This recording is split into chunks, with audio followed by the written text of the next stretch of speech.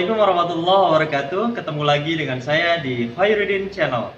Hari ini kita akan belajar mengenai biologi. Apa itu? Yaitu pengenalan mikroskop cahaya. Mau tahu lebih lanjutnya? Yuk kita masuk ke dalam. Check it out. Hari ini kita sudah ada di ruang lab, ya, lab biologi. Hari ini kita akan mengenal salah satu alat yang sudah tadi saya bilang, yaitu tentang mikroskop. Perlu kalian ketahui bahwa mikroskop itu sebenarnya ada berbagai macam, ya, ada mikroskop cahaya, ada mikroskop elektron. Nah, hari ini saya akan menjelaskan tentang mikroskop cahaya dan juga fungsi-fungsinya. Selamat menyaksikan. Baik, semuanya, hari ini kita akan belajar tentang mikroskop cahaya. Yang pertama adalah lensa okuler. Ya. Lensa okuler adalah bagian optik mikroskop yang berada dekat dengan observer atau mata pengamat. Fungsinya adalah membentuk bayangan yang bersifat maya, tegak, diperbesar, sehingga bayangan tersebut dapat dilihat langsung oleh observer. Lalu yang kedua yaitu lensa objektif. Nah, ini ya. Lensa objektif ini adalah fungsinya untuk membentuk bayangan pertama yang bersifat nyata, terbalik, dan diperbesar. Lalu yang ketiga adalah tabung mikroskop. Nah, ini ya yang panjang itu ya, tabung mikroskop ini disebut juga sebagai tubus ya, atau bagian non-optik mikroskop. Fungsinya adalah untuk mengatur fokus ya, dan juga sebagai penghubung antara lensa okuler, dengan lensa objektif.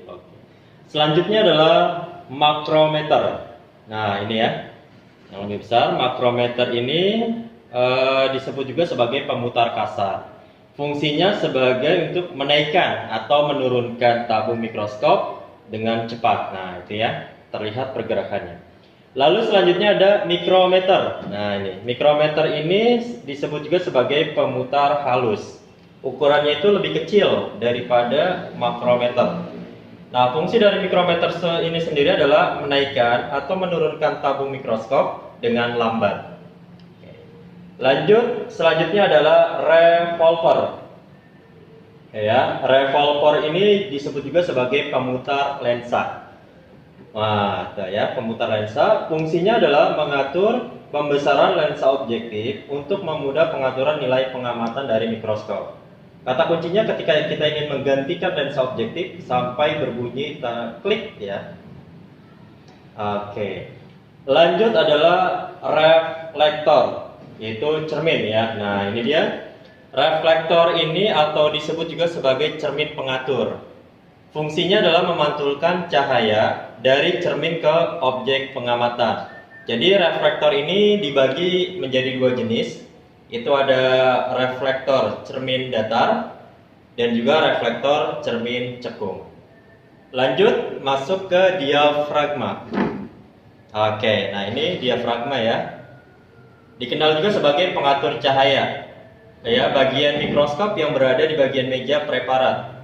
Fungsi dari diafragma itu adalah mengatur jumlah cahaya yang masuk sehingga observer bisa memfokuskan dan menentukan jumlah cahaya ke dalam objek pengamatan. Lalu selanjutnya ada kondensor.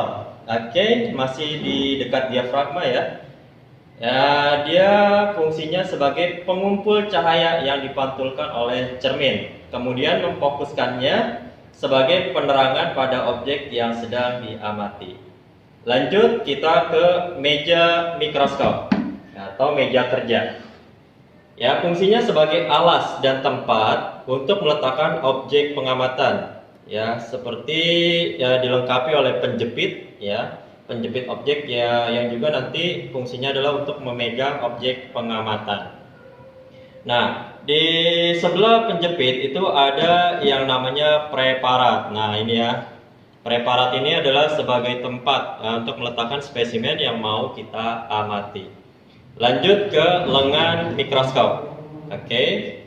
Lengan ini cukup mencolok ya, dan bagian paling mudah yang kita kenal. Biasanya sebagai pegangan kita atau disebut juga dengan lengannya tadi.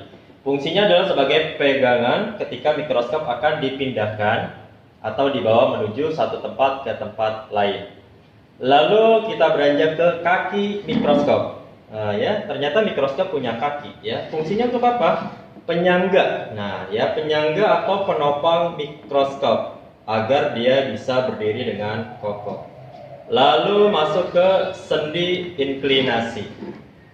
Oke, nah sendi inklinasi ini adalah bagian terakhir dalam mikroskop.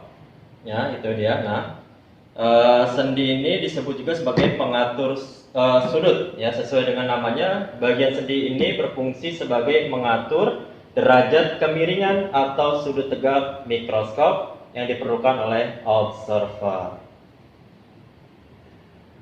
Demikianlah pengenalan mengenai mikroskop cahaya, bagian-bagiannya dan juga fungsi-fungsinya. Jangan lupa tetap pantau terus di Hoyriden Channel, banyak sekali keseruan-keseruan mengenai pembelajaran biologi.